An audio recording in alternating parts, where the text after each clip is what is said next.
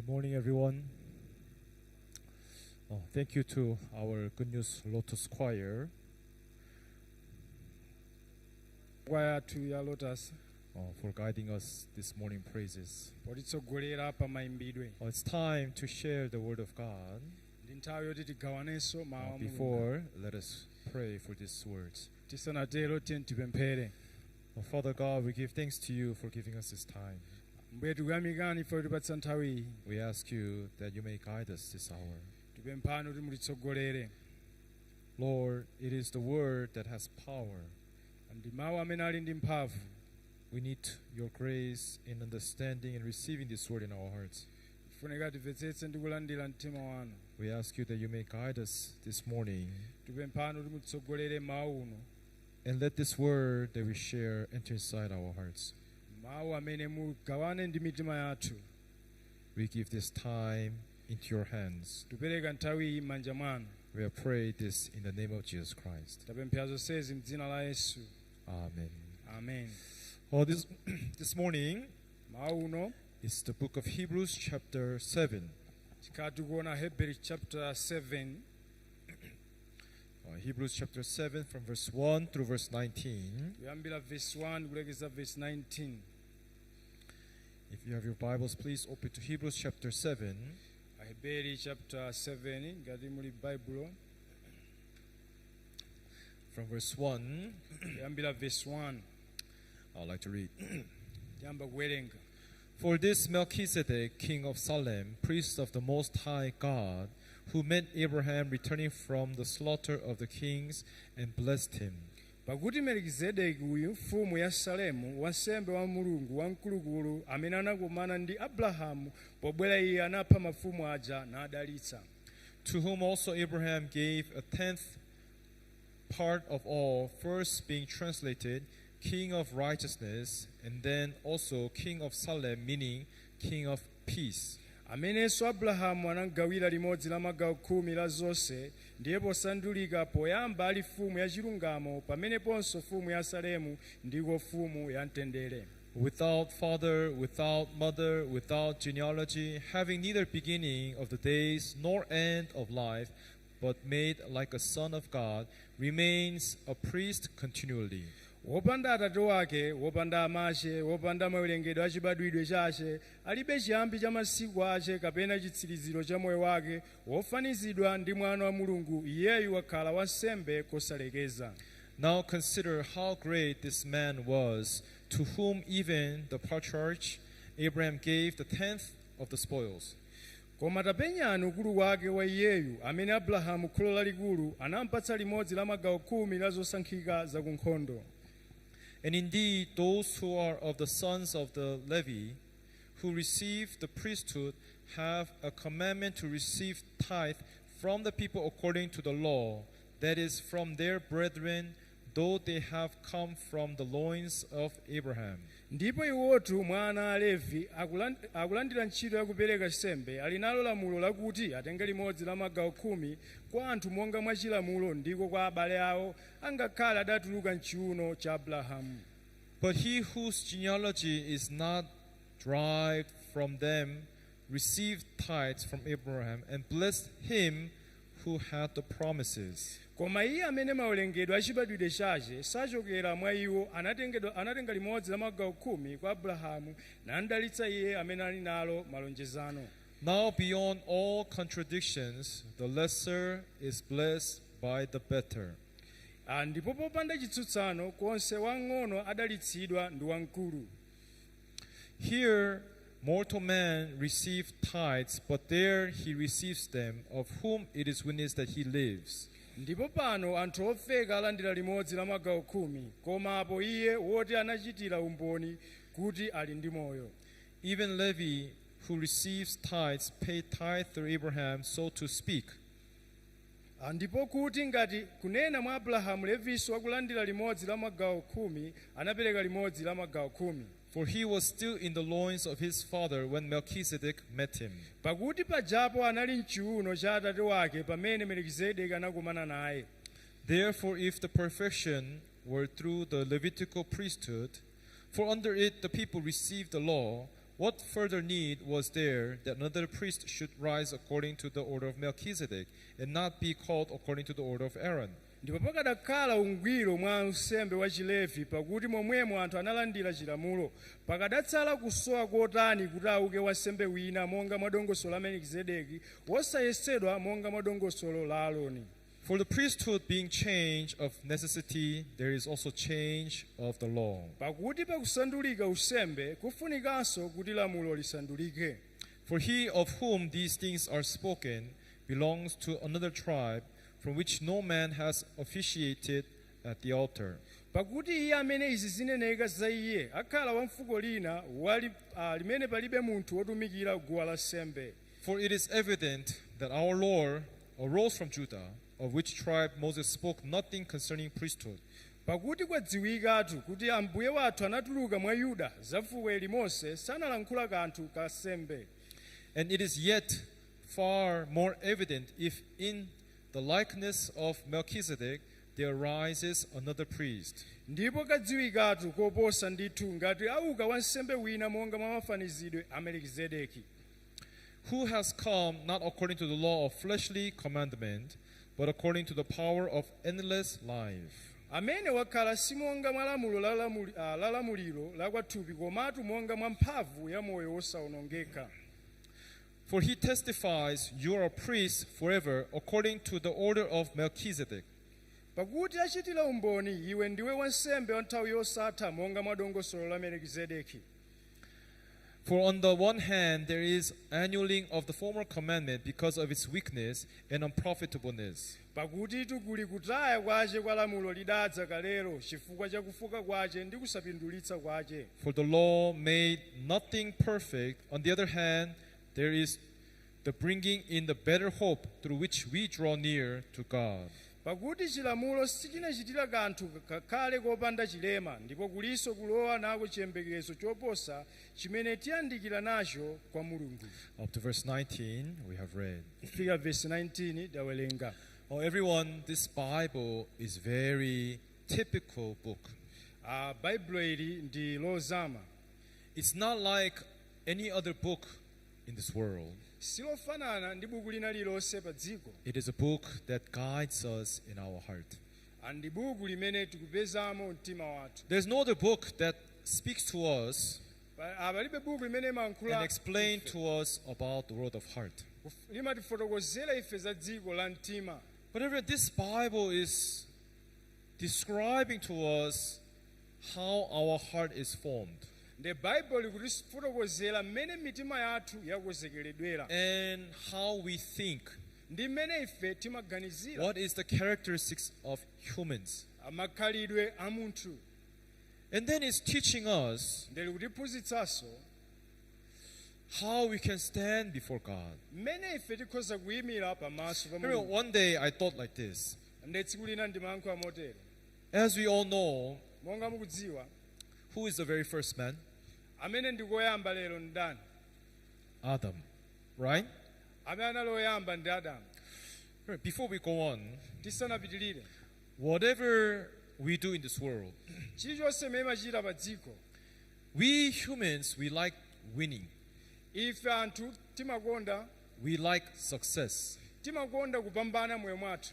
That is why Ndi chifukwa chake we often live and work very hard, strive to become winners, to be proud, to be successful. ife timayesetsa kugwira ntchito kuyesetsa opanga zinthu kuti tikhale opambana. It's like a competition. Zimakhala ngati mpikisano. But everyone, Koma aliyense you do not read the Bible in the same form how we live our life in this world. simuwerenga baibulo mofaneneranso ndi mmene ife timakhalira mu Why dziko. do we compete? Ndi chifukwa chani timapikisana? Why do we strive to make a success? Ndi chifukwa chani timayesetsa kuti tipambane? Because we have learned if we work hard and try hard, Chifukwa taphunzira kuti tidagwira ntchito mopambana. people say that, yes, nothing is impossible, Anthu amatero kuti palibe chosatheka. right? Si choncho. For example, there are many adverts that shows like successful people with beautiful house behind them, with beautiful car next to them, and say, nothing is impossible. You can do it. ndi amatomonetsa anthu amene anachita bwino amene anamanga nyumba zawo zabwino kuti palibe chosatheka mukhoza kuchitanso.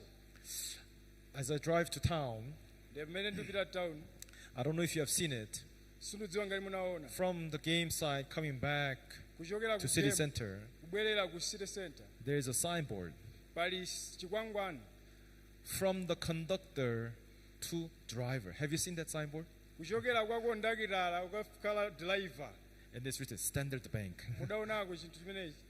I was thinking, ndiye ndimaganiza why from conductor to driver? ndifa chani kondakitala ukakhala So I driver. told my wife, ndiye ndimauza mkazi isn't it better conductor to owner?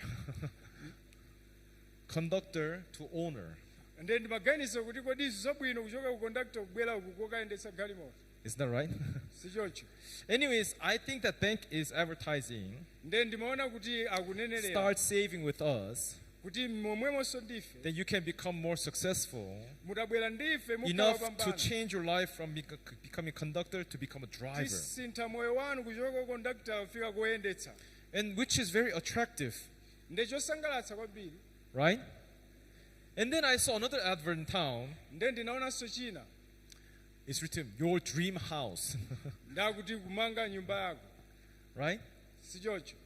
Everyone in this world, ndiye mu dziko ili we are influenced that we have to compete, work hard, work better than others to fulfill our dreams. moyo timapangitsidwa kuti tichite bwino tigwire ntchito bwino kuti tikwaniritse maloto That athu. is why many people take this spiritual life as though this is a competition, ndifa chake anthu amakhala moyo otero okhala ngati being opikisana. better than other people, kuyesetsa kukhala bwino posa ena. being more sincere, kukhala wothekera mu zinthu. being more, more faithful in praying and worshiping and praying to God. kukhala kukhulupirika kupemphera bwino komanso kulambira mulungu. That's why when we open the Bible, ndifa cha anthu akatsekula what baibulo you look for, chimene anthu amayang'ana how can I worship God better? kodi ndingamupembedze mulungu bwanji bwino. You understand? tumvetsetsa How can I please God better? ndingamkondweretse mulungu bwanji. That is how most people look inside the Bible. umu ndimene anthu amayang'anira m'baibulo. But everyone, we inside this church, ife mkati mwa tchechi ino our perspective is a little bit different. kaonedwe kathu ndikosiyana. One day we see that this Bible is not a book about who can believe God better.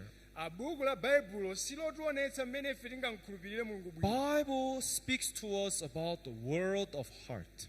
nde baibulo limationetsa dziko la And mtima. world of heart is a little bit different from our understandings. nde dziko la mtima ndilosiyananso ndi kamvetsetsedwe kathu. Everyone, now, one day I thought, nde ndimaganize tsiku lina who does God really bless? kodi ndi ndani amene mulungu amandalitsa. Who does God really choose? ndi ndani amene mulungu amamusankha. Everyone, as you all know, God chose Israel. monga mukudziwa mulungu anasankha israeli. Do you know the reason why God chose Israel among the many nations in the world? mukudziwa chifukwa chani mulungu akusankha israeli pakati pa mayiko ena. Do you know what Bible say? mukudziwa baibulo limene kukamba. Do you know? mukudziwa Bible say, why is it Israel? baibulo kukamba chifukwa chani israeli. Bible says like this, nde baibulo likuti aren't you not the least? ndasankha mochepa. Aren't you not what? ndatani. Aren't you not the least of the world?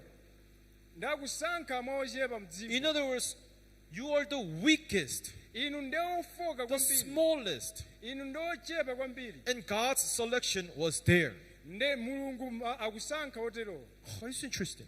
zosangalatsa kwambiri. God did not choose a strong nation mulungu sakusankha or anthu big amphamvu nation kapena or powerful nation. kapena mtundu wamphamvu. God, Bible says, He chose the least among this world. ndakusankha mtundu umene ndi ochepa kwambiri. Right? sichoncho. We go on. nde tupitiriranso. Where was Jesus Christ born? nde yesu khristu anali kuti. Where was Jesus Christ born? yesu khristu anabadwira kuti. First of all, in Bethlehem. anabadwira ku betelehemu. Right? sichoncho. And in the Bethlehem, nde ku betelehemu out of the many places, pamalo ambirimbiri Jesus Christ was born in a small manger. nde yesu akubadwira mu chodyera ng'ombe. What is a manger? Chodyera ng'ombe chani It is like a box ndili ngati made to kabokosi pour kumene amathiramo food for the livestock. zakudya za ziweto. It's like a box where you put food so that donkeys, ass, Amathiramo horses, zakudya pigs, they eat from. kuti ziweto zizikadya kuchokera mmenemo. He is born in a manger, in a barn. Akubadwira malo awawa amene ndipodyerapo ng'ombe. But then, Koma Bible says, Bible why Bethlehem? ndifuna chani ku Bethlehem? Again, God chose Bethlehem to be the birthplace of Jesus Christ. Nde mulungu akusankha Bethlehem kuti akabadwireko Yesu Khristu. Right? Si choncho. Bible says, Bible likuti aren't you not the least among Israel? ndakusankhanso malo ochepa ang'ono pa Israeli. Now, God chose Israel Nde mulungu akusankha because they were Israeli the least, the weakest, weakest country in the world. ndakusankha mtundu umene ndi ochepa kwambiri pa dziko lonse lapansi. And even God made Jesus Christ to be born even in that weak country, in the smallest and those most weakest village. Nde yesunso akubadwiranso kwa anthu ochepawo koma malo ochepetsetsanso. And even in that most smallest and weakest village, Jesus Christ was born in a manger. Nde ngakhale mzinda umene ndi ochepa kwambiri yesunso akubadwiranso m'chodyera ng'ombeso. Interesting, right? Zosangalatsa kwambiri. Right? Si choncho. Now, Tikaona if you think about these things, mukaganiza za izi we cannot just pass this by. simungodutsa iya. There's a special teachings, Pali chinthu china choti a tiphunzirepo. special heart China chake chotsimikizidwa about the weakest, pa nkhani yakukhala the ofoka, smallest. okhala ochepa. God's heart Mulungu mtima wake focused to those who are weak, akuyika maganizo ake kwa iwo amene ndi ofoka lacking. ndi osowa. Understand? Mvetsetsa. So really, if I'm trying to compete to become the best, Nde ngati ine ndesetsa kulimbana become nazo the greatest, kuti ndikhale wamkulu. when you play football, you want to be the best. Mukamasola mpira mafuna When you live mukhale. your life, you want to be most successful. Mukamakhala moyo mafunanso mukhale We wapambana. all have such desires, Ife tonse timakhala ndi chikhumbo chotere. right? Si choncho. But if you take the same concept of life Koma mukatenga zomwezi and m'maganizidwe put it into spiritual life, ndi kuziyika moyo wauzimu, what you think is that who will be blessed are the most faithful person, nde muganizo kuti adalitsike ndani a munthu okhulupirika kwambiri, are the most faithful in praying, worshiping God, okhulupirika mukupemphera kupembedza Mulungu, who does not commit sin. amene sachita tchimo. Naturally, we can think like that. Mwa munthu tikhoza kuganiza motero. Isn't that right? Si choncho. But the problem is, everyone, Koma vuto ndi lakuti that is where many people are making a mistake. anthu pamene akulakwitsira kwambiri ndi pamene People think that life of faith anthu aganiza kuti moyo wauzimu and the way how we live in this world is same. ndi mmene timakhalira m'dzikoli ndi zofanana. But what does Bible say? Koma Bible likuti chani? My way Njira zanga is not your way. si njira zanu, My thought maganizo is anga not your thoughts, si maganizo anu, says the Lord. Ambuye atero. True? Zoona. Then we must know our ways and God's way is different. Nde tigwena kudziwa kuti njira zathu ndi za Mulungu zosiyana. But people do not Koma anthu want to break that sasiyanitsa. frame of thoughts, Safuna kuchokako To m'malira accept. mwawo kuti apulumutsidwe, to acknowledge, kuti azindikire I am wrong. kuti ine ndinolakwitsa. But it is truly a great blessing Koma ndi chodalitsika kwakukulu if you can reflect yourself from this word, this Bible, ngati mutadziona mtima wanu and kuchokera to m'mawu realize how weak and lacking we are. ndi kuzindikira mmene ndi ofokera ndi Everyone, oswera. that is a great blessing. Ili ndi dalitso lalikulu. Understand? Kumvetsetsa. Yes, we don't like to be told that you are a failure. Inu simufuna kutchuka kuti ndino olephera. We don't like to be told that you are weak. Simufuna kukhala kuti inu ndinofoka. Let's say when you play football, brothers. Tiyerekeze kusewera mpira. No, I don't want you on my team. Why? You're too weak. You're not good. Asiri kufuna iwe usewere nafe iwe siwa bwino sutha mpira iwe. Brothers, do you like that? mumakonda choncho No, I can play well. I know how to play well. I'll show you. kusewera bwino ndikuonetsani Right? si choncho Everyone, we like people who are outstanding, who are good, who are If it- talented. timafuna anthu amene ndi abwino akuthekera opambana mu But zinthu do you think that God is the same? kodi muganiza kuti mulungunso ali choncho God is not same. si choncho Understand? kumvetsetsa What does God like? mulungu sali choncho Why did he choose Israel? ndifa chani akusankha israeli Why did he choose Bethlehem to be the birthplace of Jesus? ndifa chani akusankha betelehemu kuti yesu akabadwa Why out of many homes and houses, inns in Bethlehem, why in a barn, in a manger? pakati pa manyumba onse ku betelehemu ndifa chani chodyera ng'ombe Now, we can tikaona see tikuyenera kuona that God has a special heart in the lowest, in the weakest kuti places. pali mtima wapaderadera pamalo ochepa pamalo ofoka Or maybe tikaona what God's focus, chimene mulungu akusamalitsa what God likes, chimene akuyang'ana is different from what we like, what we want to do. zosiyana mmene ife tilili Then one day I thought like this. nde ndimaganiza tsiku lina Then let me think. tiganize There is a man named Adam, panali munthu amene adamu who all we know that who broke the commandments, who ate the fruit which God said you shall not eat. amene anaphwanya lamulo anadya chipatso chimene mulungu anamuwuza asadye You know that, right?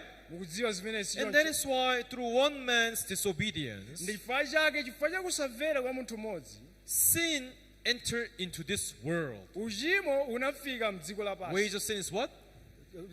mphatso wa chimo ndi imfa That's why Bible says, chifukwa chake baibulo likuti death has spread to all men. ndi chifukwa chake baibulo kuti imfa inafikira anthu onse Death has spread to who? imfa inafikira ndani All men. anthu onse And Bible says, for all have sinned. pakuti onse anachimwa baibulo Now you likutero. might think, our great ancestor Adam, why did you commit sin? Why did you disobey the word of God? nde mukhoza kuona kuti adamu chifukwa chani anatero Excuse me. Why did you disobey so that you bring this chaos into this world, this sin into this world? ndi chifukwa chani adamu anachita zimenezo kuti bweretsera tchimo mdziko lapansi People might think like that. anthu akhoza kuganiza One zimenezo day I thought to myself, tsiku ina ndimaganiza ndekha let's say for just a moment, kwa nthawi yochepa you think to yourself, nde kuyankhula izi let's say you are Adam. tiyerekeze kuti ndi adamu Okay? si choncho Understand? kumvetsetsa Our sisters. Ah, Let's say you are Eve. tiyerekeze zilongo inuyo ndi hava Understand? kumvetsetsa Just for a moment, let's just imagine that we are Adam and Eve. tingoganiza choncho mwa choncho Oh, Adam, why did you eat the fruit? ndi chifukwa chani unadya chipatso chicha Why did you disobey the word of God? ndi chifukwa chani sunamvere You know, you should praise Him, you should worship and glorify Him. mmene But why akumpembedza did you do kumulemekeza chifukwa chani machita zimenezi You can think and say like that because He's not you. nde mukhoza kulankhula choncho chifukwa But si inuyo imagine it's you. koma tiyerekeze kuti ndi inuyo If I was Adam, ndikanakhala adamu when Satan has come to deceive me, ndi pamene satana wabwera kundinyenga what will I do? kodi ine ndikanachita chani Do you know what the conclusion was? mukudziwa kumathero kwake Brothers and sisters, I don't know how you think. For me, Pastor, I would not have eaten. Why? Because I love God. sindidziwa I ine praise God. I worship Him. Hallelujah. Praise the Lord. sindikanadya chimenecho ndikanamulambira haleluya ambuye alemekezeke For me, my thoughts are a little bit different. nde maganizo anga ine ndi inu mwina ndosiyana If I was Adam, ine ndikanakhala adamu can I be sure that I will not fall in the deceit of the devil? kodi ine ndiotsimikizadi kuti sindikanatsata chinyengo cha satana No, it's not true. sizoona If I was Adam, I would be the same as Adam. ndikanakhala adamu ndikanachita zomwezo I would zimene have Adamu eaten anachita. the fruit ndikanadyanso chipatso and brought sin to this world. ndikanalandira mawu amene nkukana mawu a mulungu What makes me to think and believe that I am better than Adam? ndifukwa chani kuganiza kuti ndiloposa adamu Right? Everyone, but people do not think Bible like this. anthu saganiza choncho For a moment in your life, as you try to worship and praise God, pamene tikuyesera kumulambira we want to do things right. timafuna tichite zinthu We need to bwino have a correct faith. tifuna tikhale ndi chikhulupiriro chabwino But koma many people always think anthu amaganiza nthawi zonse with the thoughts that Satan put inside us. moganiza mwa mtundu ina mosiyana ndi mawu a Mulungu I can be successful. ndikhoza I kupambana love God. ndimakonda I can Mulungu worship God. I ndikhoza believe in kupembedza God. ndimakhulupirira Mulungu. My thoughts are a little bit different. Bible sili kutero. I'm not standing here because I love God. Sindikuyima pano chifukwa ine ndimatha kukonda. I can say to you clearly that I am standing here to deliver this word of God because of His grace. Ndimakamba kuti nthawi zonse ndimayima pano chifukwa cha chisomo chake. Amen. Amen. I can clearly say to you that I am not worthy to be a pastor. Ine ndikudziona sina munthu oyenera kukhala m'busa. We are not worthy to praise and worship Him. Sifa oyenera kumpembedza The reason why we are here, koma chifukwa chimene ife sitting here to listen to this word, kukhala pano ndikumamvetsera mawu a Mulungu, to understand this word, kumvetsera mawu a Mulungu, because we believe in the grace of God, chifukwa ife timakhulupirira mu chisomo chake cha Mulungu, which falls to those who are weak, chimene chatipanga ife amene who are ndikufoka, lacking. anthu amene ndi osowa. Amen. Amen. Amen. Amen. Is there anyone here? No, Pastor, I'm not weak. I'm not lacking. Alipo amene anganena kuti ine sine choncho. I am sitting here to show people that how much I love God. Ndakhala pano kuti ndaonetsa anthu mmene ine ndimakhulupirira Mulungu. I'm here to show people how much I worship Him. Ndikufuna ndikhale pano kuti ndaonetse kuti mmene ndimayambirira bwino Mulungu. I hope that there's no one here who will trust themselves like that. Ndikukhulupirira palibe munthu amene ali choncho pano. Everyone, we are not here because we love God, sitili pano chifukwa timakonda Mulungu. because He brought us in. Koma chifukwa iyeyo watibweretsa. He embraced us. Iyeyo He watilandira. brought us into this grace, into this church. Watilowetsa mchisomo chake mu mpingo muno. Amen. Amen. But if you continuously embrace the thought that I can worship God, I know how to please God, Koma ngati mugwirabe mtima oganiza mukhoza kumkondweretsa Mulungu, you will not find the true wisdom that is flowing inside the Bible. simukapeza nzeru zozama zili You will mmene not mkati mwa find the Bible. true spiritual understanding from the Bible. Simukapeza kumvetsetsa kwa uzimu kumene kuli mkati mwa Bible. Just outwardly spiritual life. Ndekunja chabe moyo Just wauzimu. outwardly faith, Chikhulupiriro chakunja which chabe. has no value, Chimene chilibe which mphamvu. has no power. Chimene chilibe kuthekera.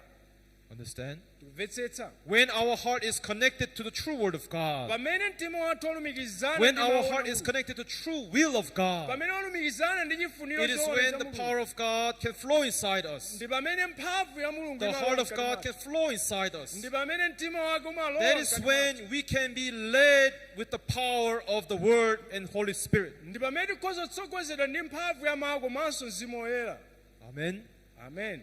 Not because we are good, Osati ifo not because we know how to worship Him. osati timadziwa bwino kupembedza. Now, everyone, today Lero we read Hebrews chapter 7. tawerenga Hebrew chapter 7. What is the title? Mutu wake ndi chani? The King of Righteousness. Mfumu ya chilungamo. Is that right? The King of Righteousness. Mfumu ya chilungamo. Now, everyone, Tiye tuone. this story here Nkhani is telling us something interesting. ikutiuza china chake. From verse 1 through 10, Kuyambira verse 1 fika 10 it explains about two things: ikufotokoza zinthu ziwiri. Melchizedek Melchizedek and tithe. ndi chakhumi. Right? Tumvetsetsa. Brothers, do you pay tithe to church? Amapereka chakhumi ku mpingo. Or why are you silent? Chifukwa chani simukuyankha? I guess you're not paying tithe. Mkwezo simupereka chakhumi. Brothers, you must pay tithe to church. Tikuyenera kupereka chakhumi ku mpingo. Bible says 1/10 Bible kuti limodzi la is magawo khumi God's. ndi cha Mulungu. Some brothers come to me, Ndena amabwera kwa ine. Pastor, if I get paid 50,000 kwacha, Ngati ndapereka 50,000, I have to pay house rent, electricity, water bill. anthu ena ndilipire magetsi, So madzi. do I pay 1/10 after I pay the house rent, everything, or do I pay before? Nde ndilipire ndipereke chakhumi ichi kodi nditalipira kayi zonse kapena ndisanalipire. So in other words, this brother is calculating from 50,000, 20,000 for house rent, 5,000 for water, 5,000 for electricity, remaining 20,000 kwacha, 2,000 kwacha is tithe. nde munthu ameneyo akugawa kunena kuti 15,000 ya lenti 5 ya chani nkutsala ndi 20,000 kenako pa 20,000 ati 2,000 ndi chakhumi. You're a thief. Ndakuba You have stolen from God. wakumaba kwa mulungu. 1/10 of all that I possess. Chakhumi ndi chimene tikuyenera kupereka. Understand? So if your salary is 50,000, azikuoneka ngati ndi you have zambiri. to pay 5,000 for your tithe. Kuchokera pa 50,000 tupereka 5,000. 100,000, you should pay 10,000 for your tithe. Pa 100 tupereka 10,000. If it's 500,000, you should pay 50,000 for your tithe. Ngati ndi 500,000 tumupereka Don't 50,000. add your calculations or your thoughts. Musagonjezerepo kawerengedwe kanu kapena maganizo But anu. everyone, I'm not here to preach about offering today. Asundufuna ndikambe za zimenezi. Here, first of all, Choyambirira apa. here this author describes about Melchizedek, Ndikufotokoza za mkulu wotchedwa Melchizedek. who comes out in Genesis chapter 14. Amene akupezeka pa Genesis chapter 14. After Abraham went to fight a war to save his nephew-in-law and came back, Ndi atapita Abrahamu kamenyana nkhondo ndi akubwererako. this something, China I should cha- not say something, someone came to him. Someone wina wake anatulukira. And this person's name was Melchizedek, Ndi dzina lake ameneyi Melchizedeki. king of Salem, Mfumu ya mtendere. and the priest of Most High. Iyeyo amene ndi kalonga wamkulukulu. So it's explained to us about Abraham met this priest, Ndakufotokoza za Abrahamu. right? Si choncho. Now, there's something we must learn here. Pali china chake imene tifunika tiphunzire. When he met him, Atakumana naye, he gave 1/10, Abrahamu anapereka chakhumi. 1/10 to Melchizedek. Anapereka chakhumi kwa Melchizedeki. Now, if you take this word 1/10, Ndiye mukatenga mawu awa chakhumi. Tithe. Chakhumi. if you take this in a Hebrew language, Mukachita tithe is called ma'esar. mawu amene muchahebere akuti ma'esa. Understand? Tikumvetsetsa. Follow me, ma'esar. Ma'esa. Now, Mutsatire. what does this mean? Ndezi zikutanthauza chani? Ma meaning Ma kutanthauza courage kutanthauza and a vessel. chotengera. Okay? Tikumvetsetsa. Esar meaning complete Sa akutanthauza and utunthu responsible. kapena kuti waudindo. So, in other words, Mwa njira ina, when Abraham paid 1/10 to Melchizedek, pamene Abrahamu akupereka chakhumi, meaning that I have handed over kutanthauza kuti ndapereka the responsibility. udindo wonse. Understand? I Tumvetsetsa. handed over to the King of Peace. Ndapereka udindo wonse manja And mwa another mfumu name for Melchizedek, the King of Righteousness. ndi mfumu ya chilungamo. Now, we're not talking about offering here. Tikaona apa, We're all talking about why Bible mentions this story. ndi sitikuona chifukwa chani Baibulo likupangira Everyone, this Melchizedek, ndi Melchizedeki. he is a priest from God. Iyeyu anali wansembe ochokera kwa Mulungu. Another name for him is a king of peace Ndi dzina lina ndi kalonga and king of wamtendere. righteousness. Ndi mfumu ya chilungamo. Now, everyone, we've been talking about this, Ndi tikakamba za ichi, we all know that in the Old Testament, tikaona mu chipangano chakale, when someone has committed sin, pamene wina wachita tchimo, he must take a sin offering and go to the priest in the temple, the tabernacle. akwene atenge sembe ndi kupita nayo ku chihema. Now, for many times we've been talking about this, that we do not have the authority to wash away our own sins. Nthawi zonse timakamba kuti ife tilibe udindo wochotsa tchimo lathu. Who has the authority to wash away our sins? Ndi ndani amene ali ndi mphamvu yochotsa tchimo lathu? It is the priest. Ndi wansembe. Understand? Tikumvetsetsa. It is the priest. Ndi wansembe. But now, Koma tikaona, not anyone can become a priest. si wina aliyense amene akhoza kukhala wansembe. God chose, Mulungu anasankha. after Jacob, there were 12 sons.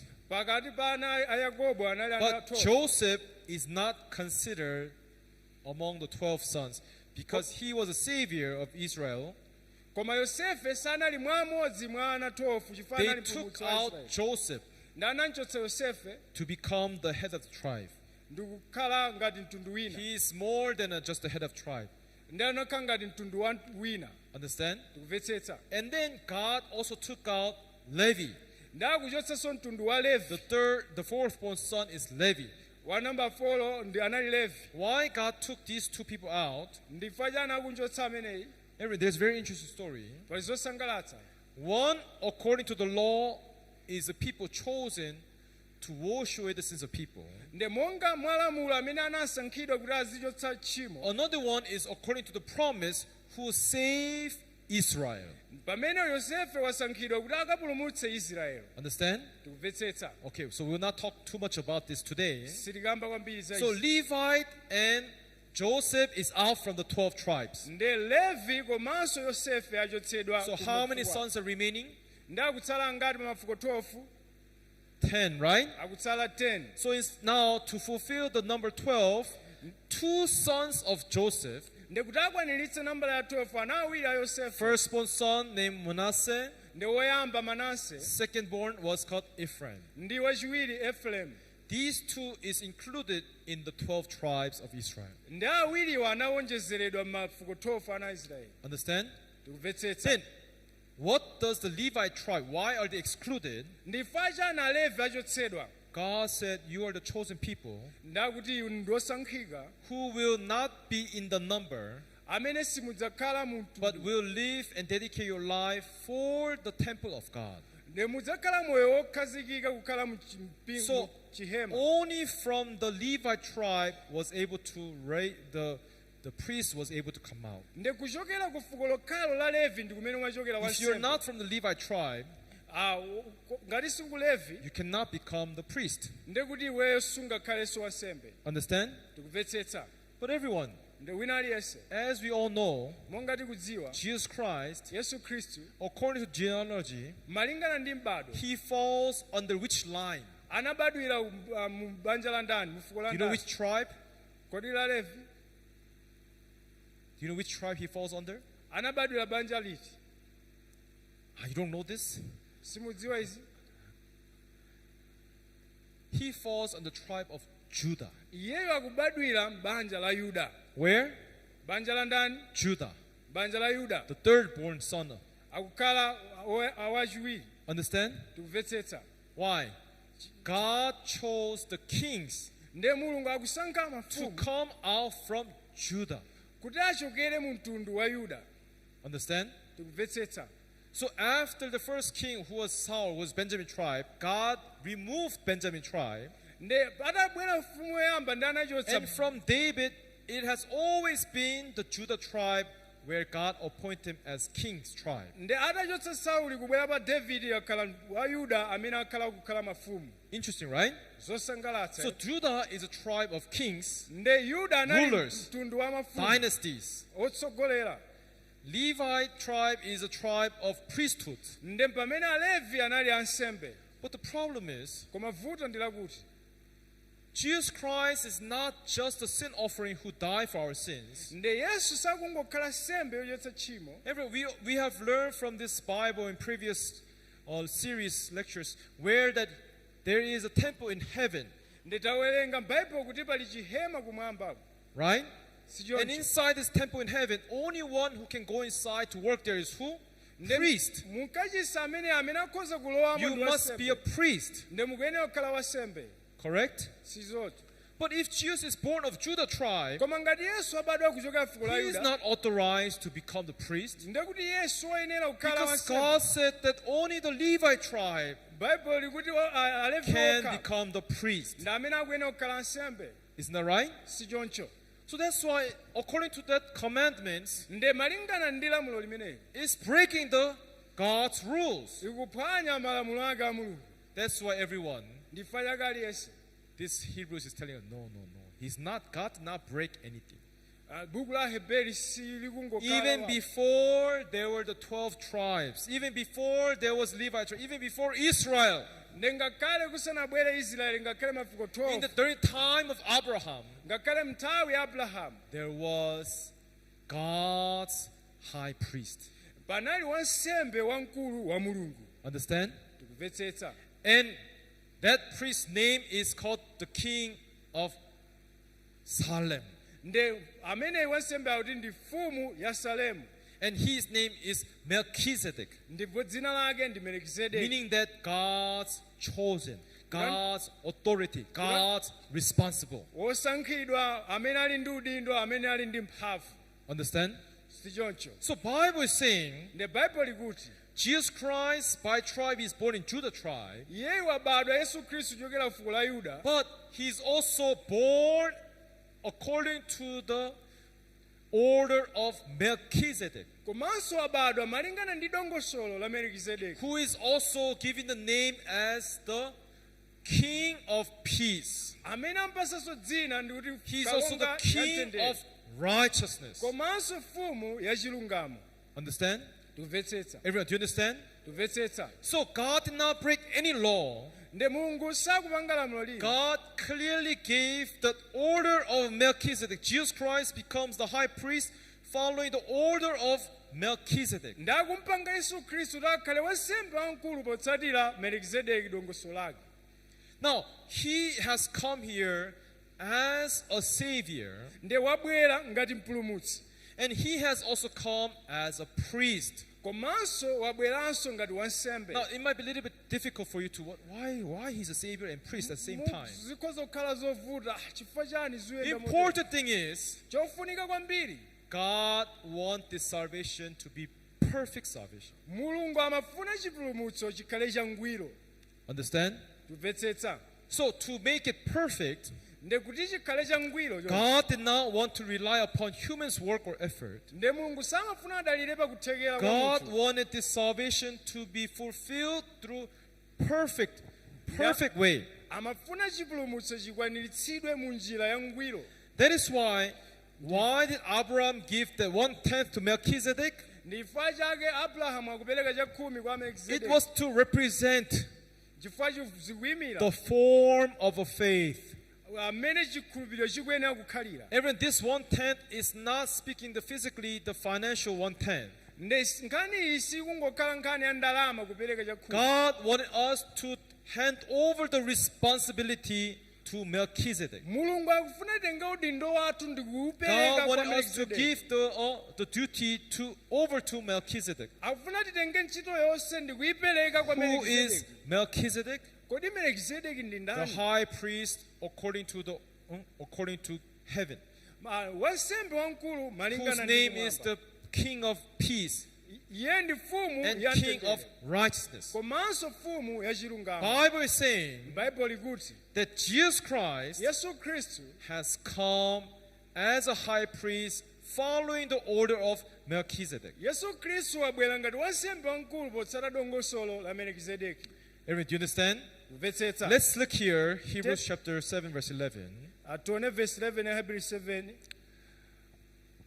Therefore, if perfection were through the Levitical priesthood, for under it the people received the law, what further need was there that another priest should rise according to the order of Melchizedek? Ndipo pakadakhala ungwiro wa nsembe wa Chilevi pakuti momwemo anthu analandira chilamulo, pakadatsala kusowa kotani kuti auke wansembe wina monga madongosolo la Melkizedeki. Anyway, what Bible is saying is, Bible likuti chana. if the Old Testament, Ngati chipangano chakale, the work that the priest, the Levite tribe, the priest from the Levite tribe have done, the work they have done, ntchito imene Alevi amagwira, ntchito imene amachita. for this Levitical tribe, priesthood was according to the law, Nde malingana ndi usembe unali monga mwa chilamulo wa Alevi. right? Si choncho. Yes, no one else can be priest. According to the law, only the Levitical tribe, Levi tribe can become the priesthood. Nde malingana ndi lamulo Alevi okha ndi amene akhale wansembe. Then is there need, if what they have done, the work they have done was perfect, there's no flaws, Nde ikanakhala kuti ntchito imene amachita inali yangwiro, inalibe there's zofoka, no errors, panalibe zolephera. then do we need another priesthood? Kodi timafunikanso usembe wina? No, we will not need another priesthood. Ndoti sitikadafunanso usembe wina. That's why if perfection Nde chikanakhala kuti were ungwiro through the Levitical priesthood, unali monga mwa usembe wa If, Chilevi, zikanakhala which choncho. means zikanakhala kuti through the Levitical priesthood, zikutanthauza kuti kudzera mu according to the unsembe law wa of Moses, kudzera mu lamulo la Mose there is no perfection in there. palibe ungwiro mwa iwo. You understand? Mvetsetsa, There is no perfection there. mulibemo ungwiro.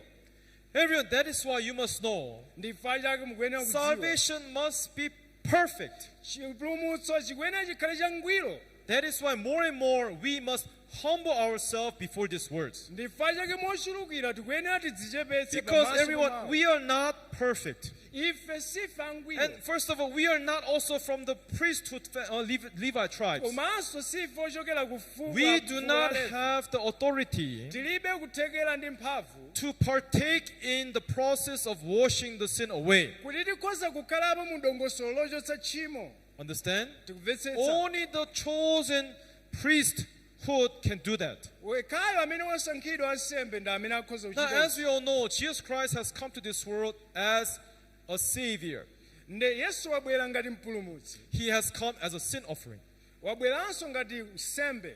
But now, not only that he's just a sin offering, Osati ndi nsembe yauchimo kokha. according to the order of Melchizedek, he is also the chosen priesthood from God. Malingana ndi dongosolo la Melkizedeki, In other Yesu words, wasankhidwa kukhala Jesus wansembe. Christ has two duties: Nde Yesu Khristu ali ndi udindo uwiri. offering himself, his body, for the sacrifice, for the wage of sin. Kudzipereka yekha thupi lake ngati mphotho And yauchimo. he is also chosen priest of God, following after the order of Melchizedek, Komanso wasankhidwa wansembe wa Mulungu malingana ndi dongosolo la which Melkizedeki.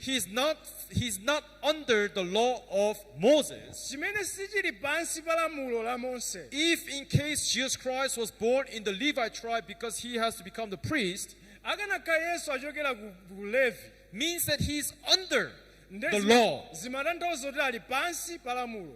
Understand? Tikumvetsetsa. If he was born under the Levi tribe, means that he's under the law. Akanakhala kuti achokera ku fuko la Levi But zimatanthauza Bible ali is pansi pa saying, lamulo. we Koma understand Bible that God gave the Ten Commandments, Bible kufotokoza but he's not following under this law. He's not under the law. kuti Yesu Khristu sali pansi pa lamulo. Everyone, our Lord Jesus Christ, the Savior, Yesu Khristu amene ndi is mpulumutsi wathu above the law. ali pamwamba pa lamulo. Amen. Amen. He's above the law of Moses. Iye ali pamwamba pa lamulo la He's Mose. more superior. Iyeyu ndi wamkulu.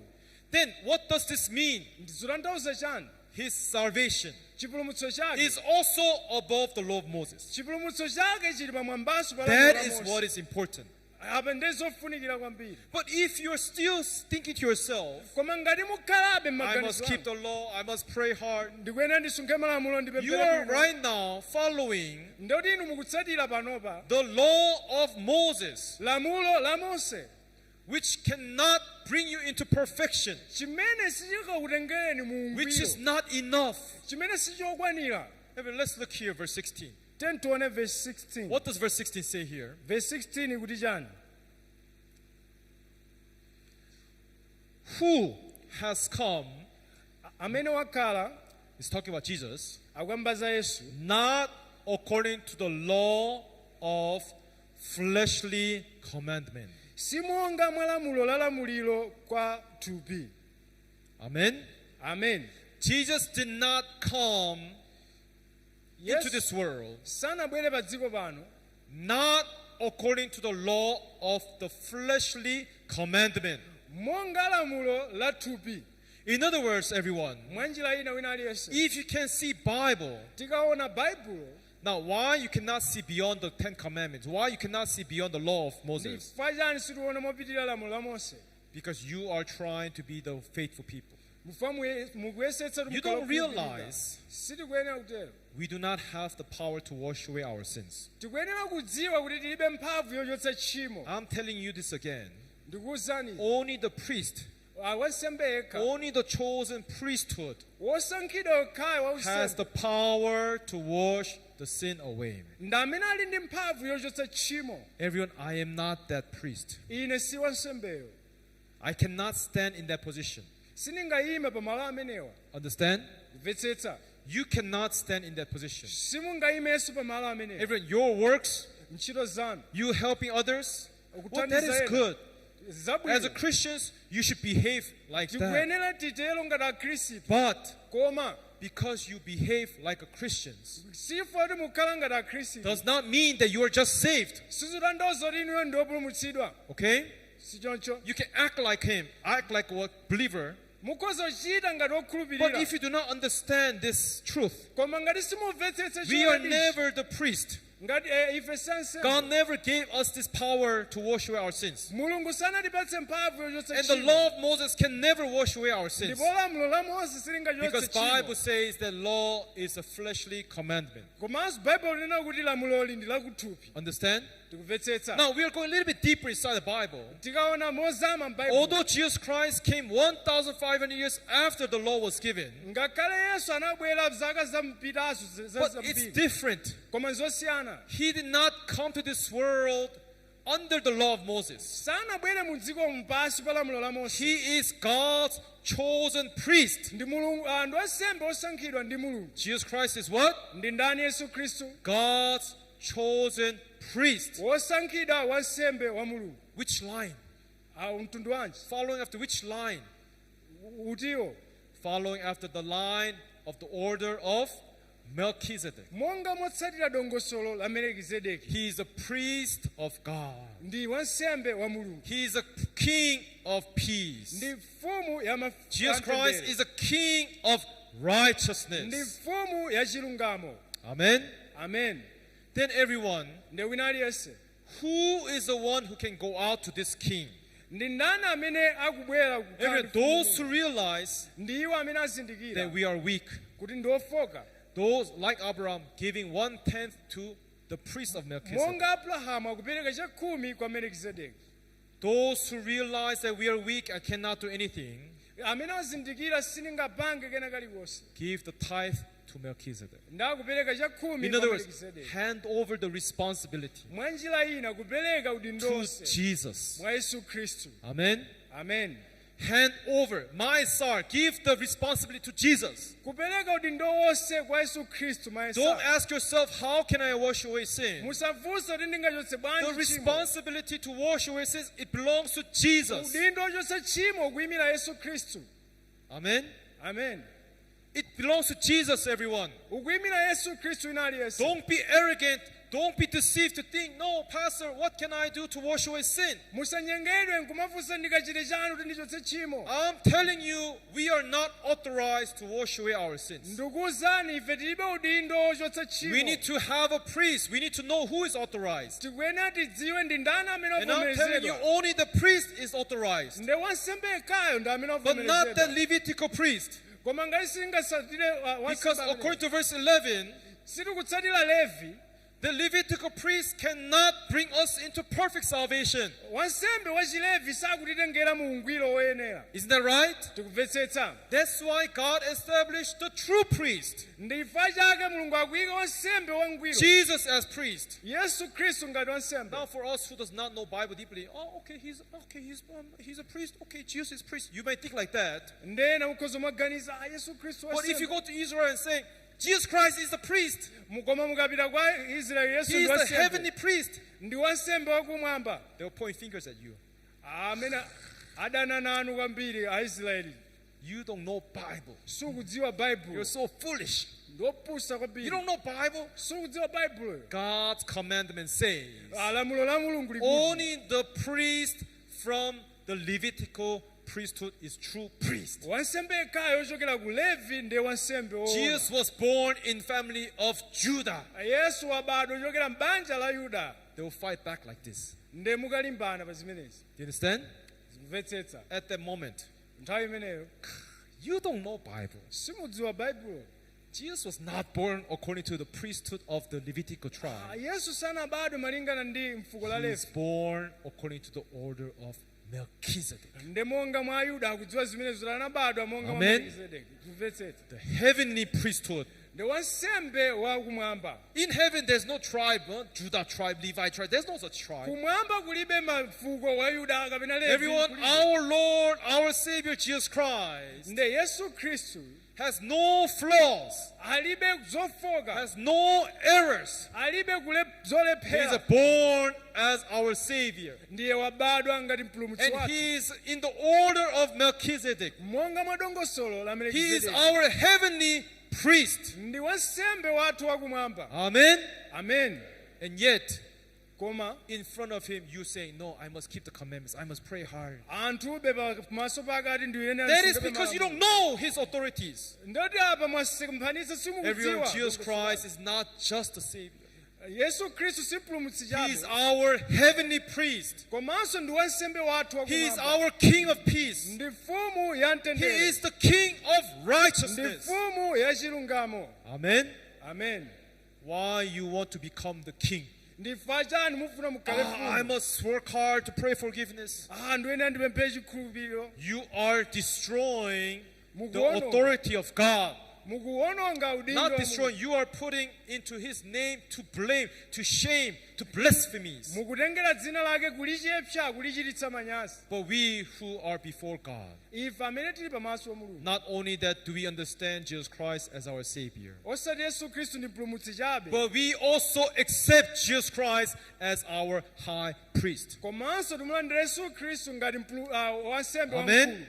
Amen. Do you know what that means, accepting Jesus Christ as our high priest? Mukudziwa zotanthauza chani kulandira Yesu Kristu ngati wansembe wamkulu? My sir, I Amani. have handed over the responsibility to Ndikupereka him. udindo wonse kwa Yesu Kristu.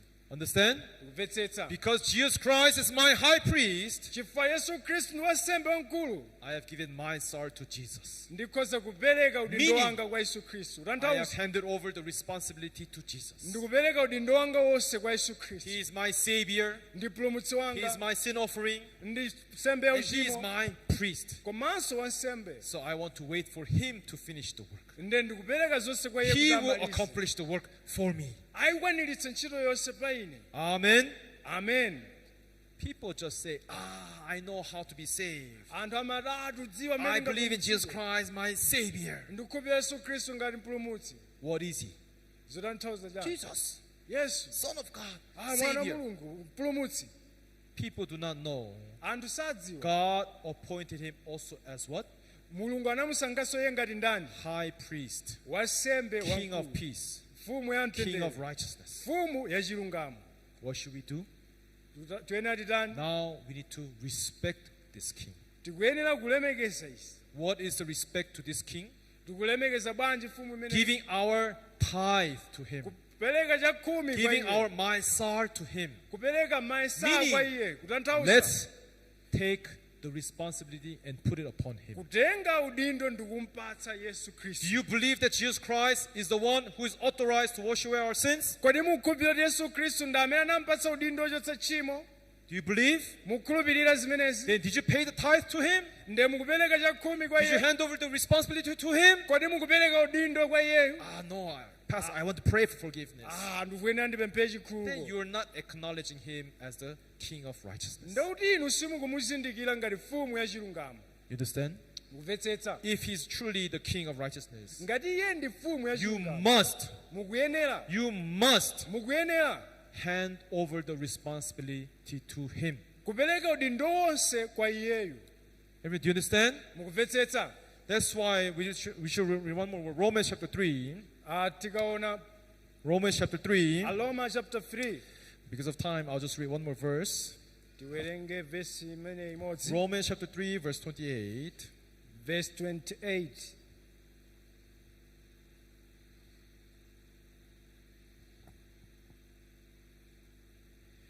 Let's see, verse 27. Sorry, verse 27. Verse 27, Aloma chapter Now, 3. if we accept Jesus Christ as our high priest, Ngati tamulandira Yesu Kristu ngati wansembe wamkulu, where is boasting then? pamenepo kudzitama kuli I have kuti. prayed for forgiveness. I have given my tithe, and I have helped the poor. Where is the boasting then? Ndiyenera kusunga malamulo, ndiyenera kupempha It chikhululukiro. is excluded. Kwaletsedwa In this world, mu dziko ili. where you accept Jesus Christ as our high priest, Pamene tamulandira Yesu Kristu ngati wansembe you do wamkulu, not take any credit. Sitikuyenera kulipira kena The kalikonse. moment you take the credit, Pamene mwachita kena kake, you have despised our high priest. mwachepsa wansembe wamkulu. You understand? Tikumvetsetsa. So people out there who say, no, I can pray for forgiveness. Anthu amati You ndiyenera have kupempha just chikhulupiriro. despised the high priest order of Melchizedek. Mwanjira yotero yakuchepetsa Yesu amene wansembe wamkulu mwa So Melkizedeki. that's why the Bible says, Ndivale Bible likuti if you're in true salvation, ngati chipulumutso there's chona, nothing you can be boasting about. palibe I chimene have done this, I palipoza have prayed, I have helped the poor. Can you boast like that? sitingadzikweze mwa njira ina iliyonse. It is excluded. Zaletsedwa By what law? ndi lamulo lotani Of works? la ntchito Does kodi. the Bible say you have to work for your faith? Work for your salvation? Kodi Bible nena kuti chitani ntchito kuti mupulumuke. Then you are under the fleshly commandment of Moses. Ndekuti inu mukutsatira lamulo la thupi monga la Everyone, Mose. our gospel is greater than the law of Moses. Nde ife uthenga wathu ndi Our woposa Lord lamulo la Jesus Mose. Christ, the Savior, is greater than Moses. Yesu Khristu mpulumutsi wathu ndi woposa Mose. Amen.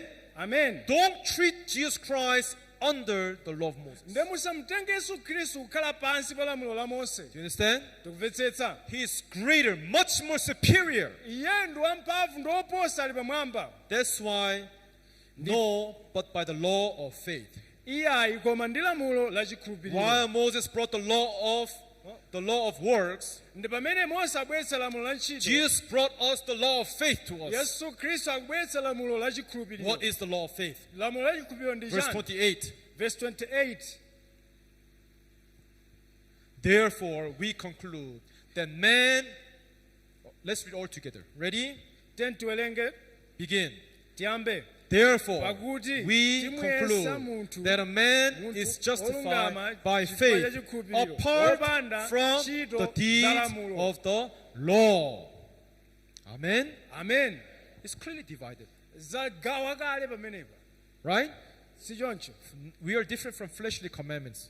Apa ife si osunga lamulo. Every Jesus Christ is much more superior. Yesu Khristu ndi woposa izi. He is our Savior. Iyeyu ndi mpulumutsi He wathu. is our priest. Ndi wansembe wathu. He is the chosen King of righteousness. Ndi wosankhidwanso mfumu ya Today, who chilungamo. are you worshiping? Kodi inu mukulambira ndani? Whose faith are you following? Kodi mukutsatira ndani Faith mpulumutsi of wathu? the works, of law of works? Kodi lamulo la ntchito? Then you are following the fleshly commandment. Ndiye kuti apa mutsatira lamulo la kuthupi. In this church, Mpingo uno we praise and glorify God. tikupemphera kumulemekeza Mulungu. And we worship our Lord Jesus Christ. Tikupembedzanso Yesu Khristu Not mbuye only wathu. that He is our Savior, Osati ndi mpulumutsi but chabe. He is the King of peace. Komanso ndi mfumu ya Amen. mtendere. Amen. He's a King of Ndi righteousness. mfumu ya chilungamo. He's our heavenly high priest. Yesu ndi wansembe wathu wakumwamba. Don't you dare despise Him. Ndife tisayesera kunchepsa. Don't be in His position to steal His work from away from Him. Musakhale pa udindo wake ofuna He is the kukwanitsa. one who can take us into perfection. Iyeyu ndi amene angatitengere mu ungwiro. He's superior to law of Moses. Iyeyu ndi wamphamvu woposa He lamulo. follows the order of Melchizedek, Iye akutsatira the chosen Melkizedeki, king, wosankhidwa who mfumu carries us into perfection. amene akhoza kutitengera mu ungwiro. We must be humble before this king. Tikuyenera kukhala odzichepetsa kwa We must be iyeyo. humble before Jesus. Tikuyenera kukhala odzichepetsa pamaso pa Yesu. Amen. Amen. Amen, everyone. Amen. Yes, let us know our Lord Jesus Christ, Tenti mdziwe mbuye wathu Yesu who is the Khristu, King of righteousness, amene ndi mfumu ya chilungamo, following the order of Melchizedek. wotsatira dongosolo la Melkizedeki. Know him well. Know him well. Monga And you akutionetsera must know him right. kuti atipange ife kukhala ngwiro. Understand? Kumvetsetsa. Up to here today, because of time, Kufikira apa chifukwa cha nthawi, let's pray. tenti tipemphere. Father God, thank you for giving us this time. Azikoma mbuye ife tipatsa nthawi ino. Lord, we are here before you. Tili pano chifukwa cha mawu anu. And we do not want to come to boast about our faith or our deeds. Ife sitifuna tikhale odzitama ife chikhulupiriro chathu ndi ntchito zathu. We have understood that Jesus Christ is not just the Savior, Tamvetsetsa kuti Yesu Khristu si mpulumutsi chabe, but He is also the high priest, komanso iye ndi wansembe wamkulu, following the order of Melchizedek, wotsatira dongosolo la Melkizedeki, which means that He is the appointed one amene ndi osankhidwa, who is authorized to wash away our sins. amene wapatsidwa lamuliro ochotsa tchimo. Now, what is faith? Ndi chikhulupiriro ndi chani? Instead of we trying to find out what we can do, Malo mwa ine kusaka kuti ndingachite we chani, need to understand who is Jesus, ndikuyenera ndimvetsetse the Yesu King Khristu of ndi chani. peace, mfumu ya the King of mtendere, righteousness. mfumu ya chilungamo. And God said, you must pay the Maisar, the tithe. You have to hand over the responsibility to Him. Ndipo Bible titukwere tipereke mayesalu imene ndi chakhumi kupereka Today, udindo kwa iye. Lord, we humble ourselves before you. Lero lino tikudzichepetsa pamaso We were pano. ignorant about Jesus. Tikudzichepetsa pamaso pa Yesu But now, Khristu. Lord, we hand over the responsibility upon to Jesus Christ. Tupereka udindo wonse pa Yesu Khristu. Let Jesus Christ be the one to save us Kuti Yesu Khristu akhale iye and to otipulumutsa. be the authorized one to wash away our sins. Pokhala iye amene ali ndi mphamvu yochotsa Let uchimo. us remember that Tikumbukire and know our Lord. kuti si mwa ife We thank you for giving us His time tupereka kuyamika as we put all things in your hands. tupereka zonse manja And we mwanu. pray that your grace and blessings be upon everyone here and all the people who are out there who are listening to these words. Tipemphera chisomo chanu ndi chifundo chanu ndi mtendo wanu ukhale pa wina aliyense amene amvetsera mawu awo. As we glorify your name, we have prayed this in the name of Jesus Christ. Tipemphera zonsezi mu dzina la Yesu Khristu. Amen. Amen. Thank you. At this time, let me ask our praise team to come out.